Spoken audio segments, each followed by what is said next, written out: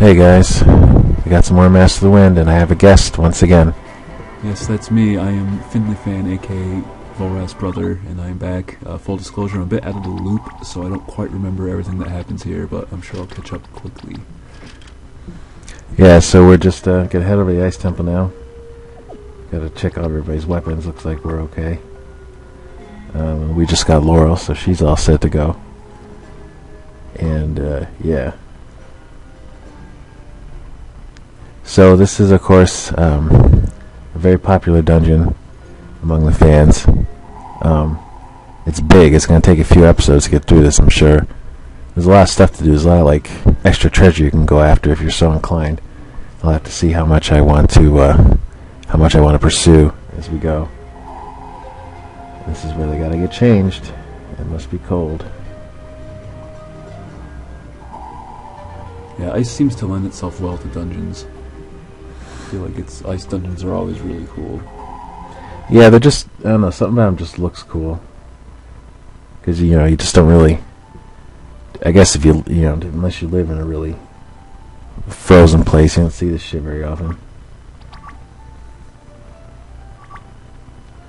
Alright, so, a lot of fighting in this dungeon, and I'm probably going to grind a little bit just because I want to collect ingredients for the crafting. So as you can see, Laurel is super good, very useful. Yeah, although she doesn't immediately, I remember people were a little displeased that she didn't immediately come with a cure-all spell. Because I guess they just wanted to take Shroud off healing duty. But it's a little more strategic if she can only cure one person at a time to start. And it makes her a little bit less of the stock healer, although I guess she's still missing that. Yeah, so long, Finley, nice knowing you. Yeah, these fights can be hard. And I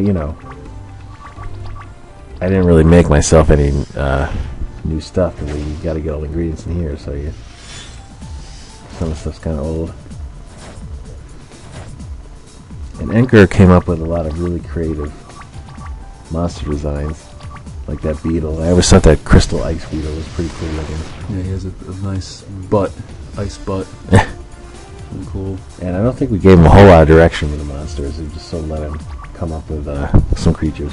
Although the snow wolf was originally a snow leopard, but did he just draw a wolf and you changed it? No, we just thought that the battler, like the workload on him was getting to be too much, so we just told him to change it to a wolf and recolor the wolf from the the Teuton, the mountain, Terror Mountain. So that's just a recolored version of that. Yeah, well, snow leopards are endangered, so maybe not in Solist. Yeah, maybe not. Hopefully not.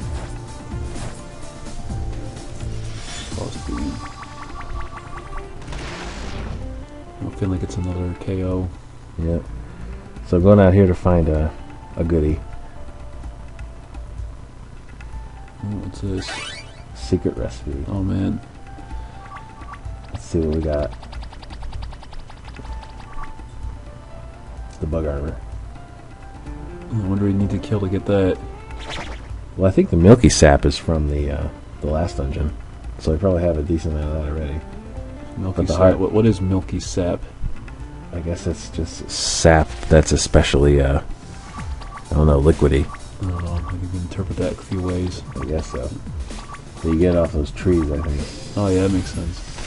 But the hard shells you gotta get off these beetle guys. Yeah, we have to like these ghost things. I don't know what they drop. It's like ghastly with an ice coat on. Yeah.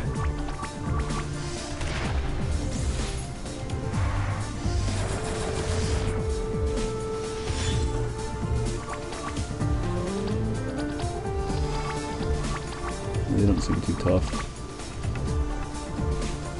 Well, you just gotta use your strong attacks. Probably be leveling up soon. Get some exciting new stuff. Yes. Finley's very useful with incendiary shot. Yeah, if you got the flamethrower, then you get that. Oh look, he's leveled up. See? Nice. Opportunity. My counter rate's really going. I like games where you level up and you heal. It's very satisfying. Yeah, that's it's just helpful too. It's like let's slow him down a little bit, just so I can get out of this room at least. Got a lot of tempo to go.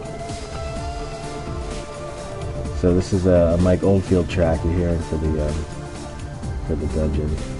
Those who aren't aware, Mike Oldfield is a legend in the field of progressive rock. Which is interesting because most of his stuff's instrumental. Yeah, but his most famous work is, of course, the theme from The Exorcist. And he also did Tubular Bells, which is a really famous... That is the theme from The Exorcist. Oh, is it? Yeah. Huh.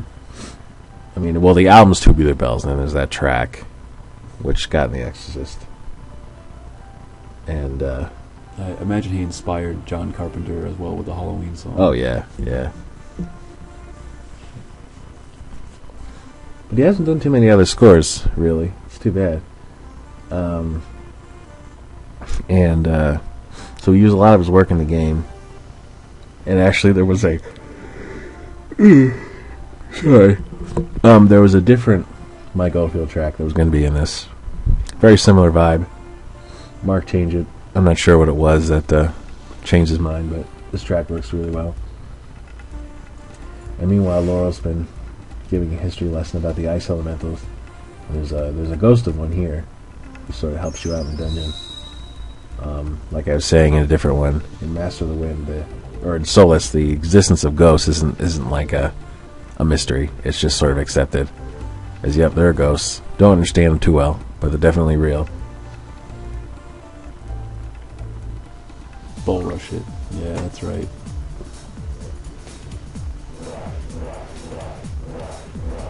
I'm a great mechanic. It's fun. I am mighty, and you are not.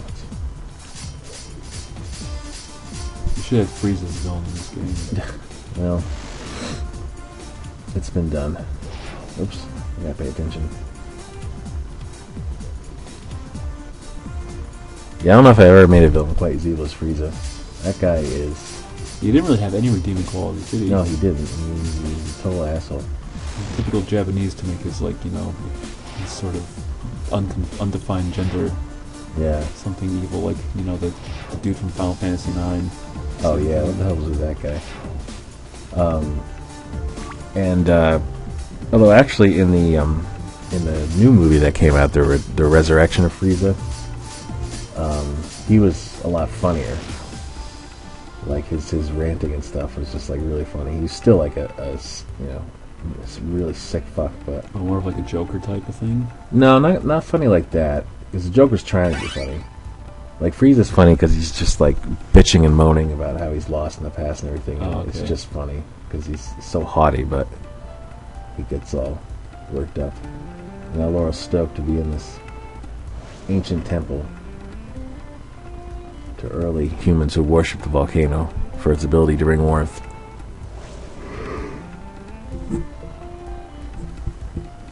So Laurel's not despite her religious background, she's definitely a scholar. She's not a zealot. Oh yeah, she's not going to freak out and be like, no pagan cultures. That's pretty cool. No, I'm not sure even Ketsu would do that. Just because, this is it's just in the past. It's not like nobody's really worshipping the volcano now. And, what was I going to say? Oh, well, then Shroud mentioned the supposed curse on Boreal for killing the ice elementals. And that's never really, you never really know if that's like a thing. And it could just be that, it's very far to the north, so it's always winter. But, or maybe it's true, we don't really know. I would not. This is very scary. Yeah, this would be one of those things that you really would never want to do in real life. I mean, there must be some serious... Especially, Shroud can just sort of get you across himself.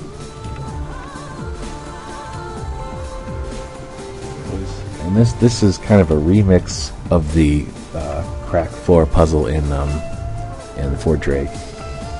Although the difference is that, you have to step on it twice or maybe even 3 times before it goes through. But it's the same idea of, wanting to land in a certain place.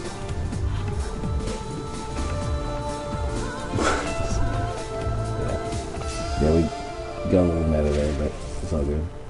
Oh, look at these guys. Yeah, these guys are pretty cool. Those are the sea lions with the icicles on their backs. Yeah, it's like half porcupine, half like seal or something, half badger. I don't even know.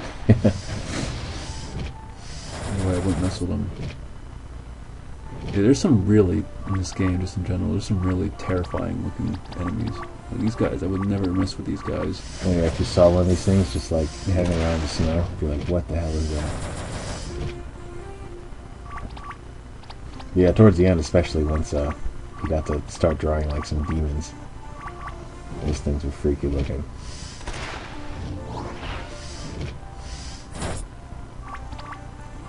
Taking some damage here. Yeah, I know, they're hitting us hard.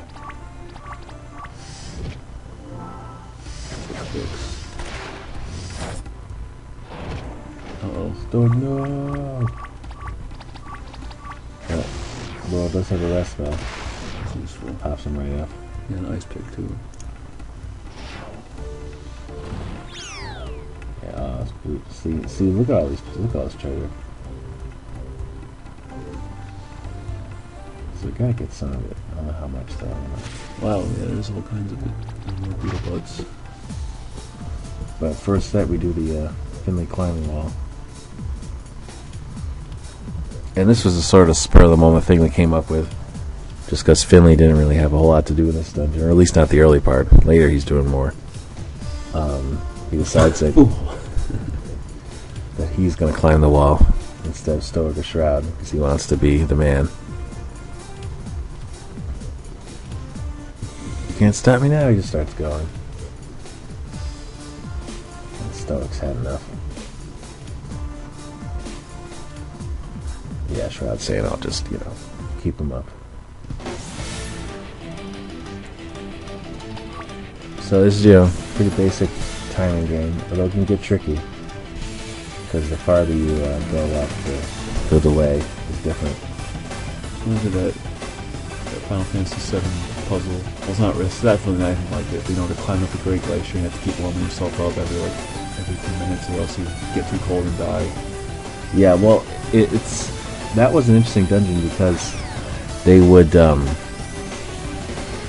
would just end if that happened. Yeah, and then there's like stuff you could get. There's a lot of, there was a summon that was really hard to get, I remember, like Alexander or something. Yep, Alexander the Summon was there, and there was some other cool materia, so you really, if you want to make the most of that, you had to. Plus the music was really good. Yeah, it's one of the songs that's like, you just, put it on a snowy day and say, yep, this is perfect. God damn it. I used to have the timing for this whole thing cold, but it's just been a long time. Little Shroud head thing on the bottom. Yeah, that's a nice touch. And this must have been one of the easiest maps to design. Yeah, it's so slow. And they put you, it's sent all the way back here. It's cool if you catch yourself on the way down. Yeah. Oh, come on, it's horse shit. And I gotta go get that chest. I think that's the other flamethrower. Yeah, you need that. Especially because, you get to the Ember Mages and that's not as useful. But for this early part, it's awesome.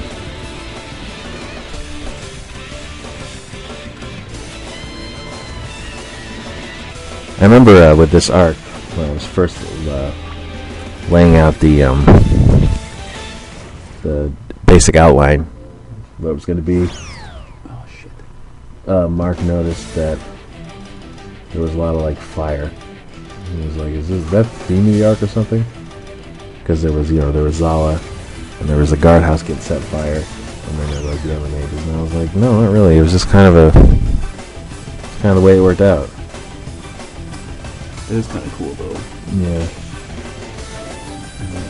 It's like thematic, but you go from the forest to this sort of environment. Yeah. I mean, that was one of the main reasons why we decided to get out of Port Ariana, because we could have set the whole game in that area kind of, but there's lots of dungeon types that Mark wanted to have a crack at, including an ice dungeon. That you couldn't do in Port Ariana. That'd be a tough sell. Yeah. Holy Christ, we're going to spend the whole episode here.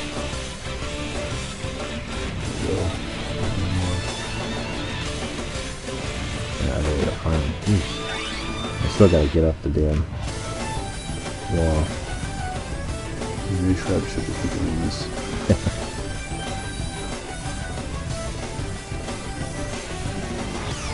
Ass! Life is misery.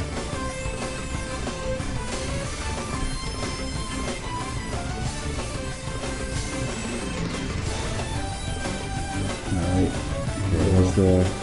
Come on. Ass! Mind you, like those old Rage comics. Fuck! I thought those were so fun. They were. Especially when it was like really, for anybody who doesn't know this somehow, we're talking about the comics, you know, where that meme where the guy's yelling "fun," that really funny like angry face.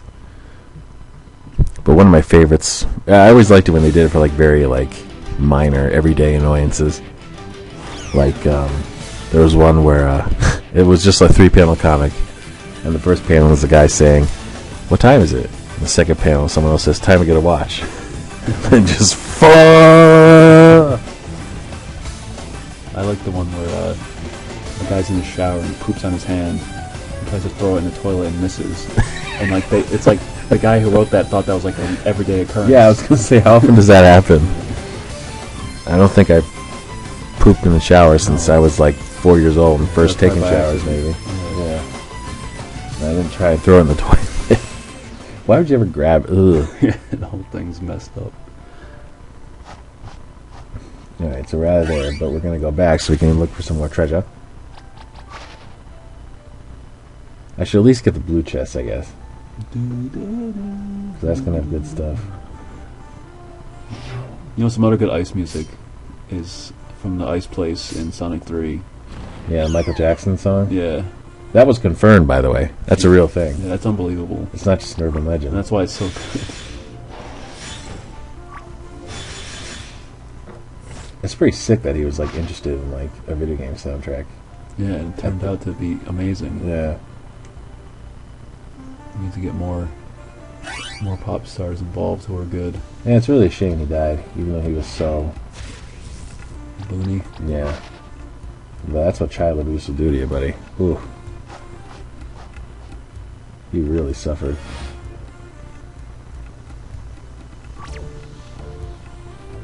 Alright, so let's hit the button, and then we'll go. Maybe get some treasure. Yeah, so I don't know. We could be in here for a while, because I just... Yeah, it's a pretty long one, but it's good. I just gotta have more treasure. Kill the motherfuckers. Die, motherfuckers, beautiful. This is a rated R Let's Play. Die, motherfuckers. Are you even swearing in the other ones? I don't really remember. Yeah, I do. It's very casual. I don't know. I mean, a lot of times it just comes naturally when you talk.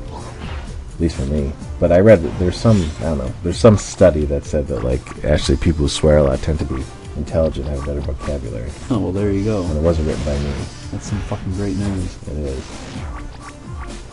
I don't know. I mean, it takes, like, to know how to use them well. That's a talent. I mean, like, if you watch a movie and, like, somebody swears at the right time, it's, like, righteous. Yeah, you have, like, great cursors like, Sam Jackson and Danny Aiello. Yeah, those guys are naturals. Yeah. But, like, I remember, if you've seen the movie As Good as It Gets with Jack Nicholson, and he's got, like, OCD. But there's also Helen Hunt's character who, like, has a really sick kid, but she is only a waitress, so she, like, has trouble affording his care or whatever. And, so when, she and Jack Nicholson have their weird relationship, he decides to, he's like a writer, so he's got a ton of money. And he, like, gets her kid set up with, like, this top-notch doctor. And the guy's basically talking to Helen Hunt and telling her, like, all the stuff that was messed up about her original health insurance plan. And she just goes, "Fucking HMO bastard pieces of shit." And the whole theater, like, cheers at that line. because everybody hates insurance. I don't know why. I mean, I know any Europeans watching probably have no idea what I'm talking about because you have a... You wander into the hospital. Yeah, you just go to the hospital and you'll get treated and you'll go fucking bankrupt. But that's not how we do it. That's how we roll in the United States. But I don't know. I don't know how America puts up with the insurance industry. Like, it's such pure distilled, like, horse shit. You can't have a profit incentive on people's health. It's ludicrous. I mean, you can have a controversy over, like, women in a Ghostbusters movie, but, like, they're not getting that mad over, you know, having people get screwed over just because of stuff like that. So we get it this time. There we go. There we go. Easy freakies. Well, this is all good because these are like... What is that? It's gloves. Oh, okay. I'm not sure how... I mean, other than alliteration, I'm not sure how I can be freakies for a glove name. But, it's, all those, you know, all that equipment is like the base for the crafting. So you need to have, like, those gloves plus a few other things to create the magic mitts or whatever that thing is. Uh-oh. Oof. Uh-oh. 2 days low report, we gonna get punked. That's kind of a risky fleet. You missed. I know it's gone down.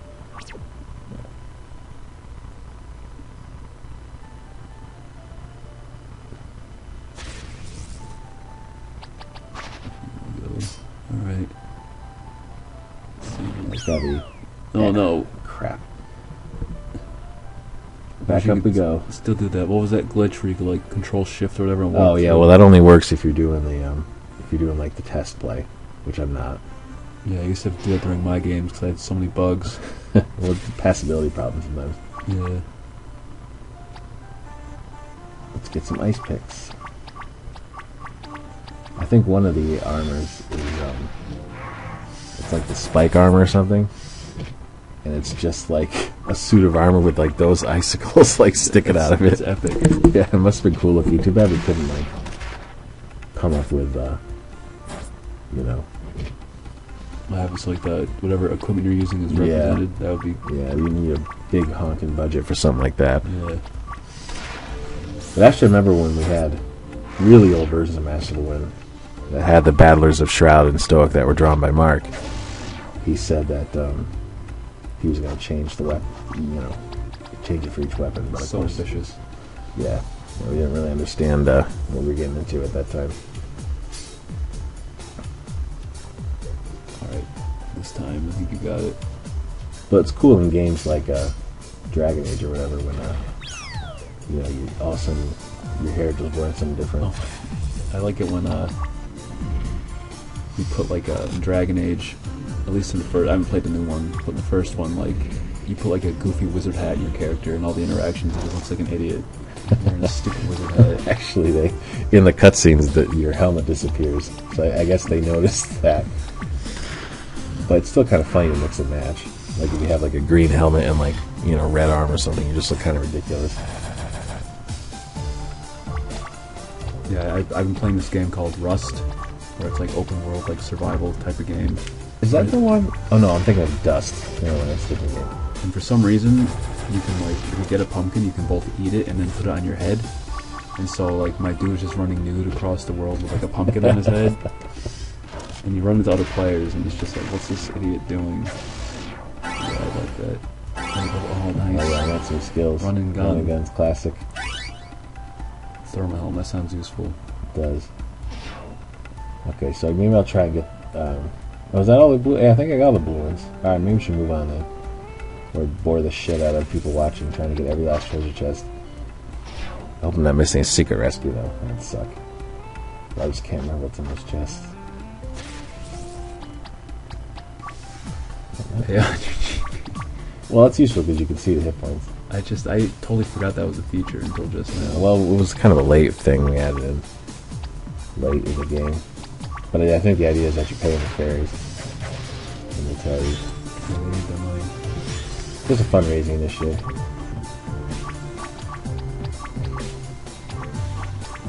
Closing this. So how was like the So the anchor drew the frozen list, right? Yeah. How did you make it so that like one had like the image is layered, so that when you killed one, the other one? Well, it's actually not layered. It's a completely different battler. Oh, so you drew two of them. Well, yeah. I mean, they're probably pretty easy, I guess. Yeah. But they're separate battlers, so it changes to the other one. Okay, that makes sense. But it's just, it's the exact same size, so it looks pretty seamless. Did you just auto attack and heal that guy by accident? Yeah, because Stoic has like the frozen sword, so it's healing him. But that'll be useful against the enemies once you get to them. And it doesn't affect his special attacks, which are just the basic. Yeah, this is the Bull Rush one, and then you have the Super Bull Rush. Do regular for a short as well. Now we have the Super Bull Rush. Boom. Let's see recipe number 5. Word. What do we get? Spike. Oh, there we go. The spike armor. 10 ice picks. So I got to kill a lot of those walrus things. Not walrus, sea lions, wherever they are.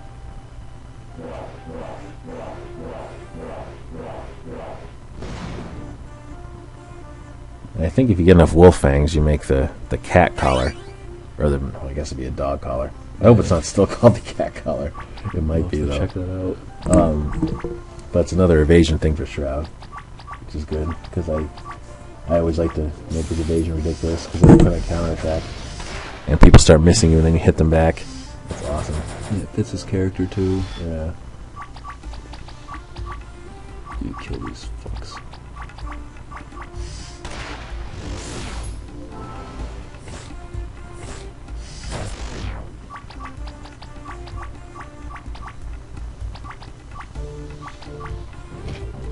What was the reception to this dungeon? Oh, this is a favorite. It's either this one or Solix Temple. Solix Lab that people will always say is the best. Yeah, that lab, you get the golem stuff. Yeah, no, that's my favorite, the lab. That was great. And he after that one he started. Well, actually, no, the second one in Arc 4 is really good too, but it tends to get overshadowed by the lab. But in the later arcs, he made him more like it was less a grab bag of puzzles and more of like a few mechanics like repeated until you master them. Like the one in Arc 5 where it's all wind jumping. Oh yeah. So that was a different approach, and I guess less like Zelda. And I think Oh wow, look at this. Yeah, it's fun to do. And I think a lot of people preferred this approach, where it was just like a variety of different things you did. Although we brought it back for the last dungeon, there's all sorts of stuff going on in the very last dungeon. But yeah, like I said in I don't know, 2 or 3 episodes ago, that something about Arc 3 and 4 was just like shit. There we go. Something about Arc 3 and 4, we were just firing on all cylinders.